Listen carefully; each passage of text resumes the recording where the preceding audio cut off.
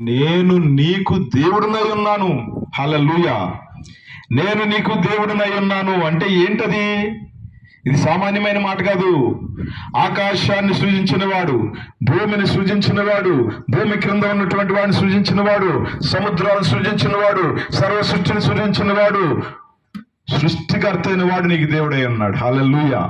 బలవంతుడైన దేవుడు, ఇంకా ఆయనకంటే బలవంతుడు ఎవడు లేడు. కొంతమంది అధికారులు కూడా మోసం చేస్తూ ఉంటారు. అధికారులకు శిరస్సు ఉన్నవాడు, కొలసీలు 2లో రాసింది, ఆయన అధికారులకు శిరస్సు ఉన్నాడు. అధికారులకు శిరస్సు, అధికారులకు సర్వాధికారి, సృష్టి మొత్తానికి సర్వాధికారి, సృష్టికర్త, మహాబలవంతుడైనటువంటి దేవుడు. ఆయన నమ్ముకుంటే నీ జోలికి ఎవడైనా వస్తే ఏం చేస్తాడైనా? ఊరకనే విడిచిపెట్టాడండి. కాబట్టి ఆయన తన బలాన్ని మనకిస్తాడు, తన స్ట్రెంగ్త్ని మనకిస్తాడు, తన పవర్ని మనకిస్తాడు.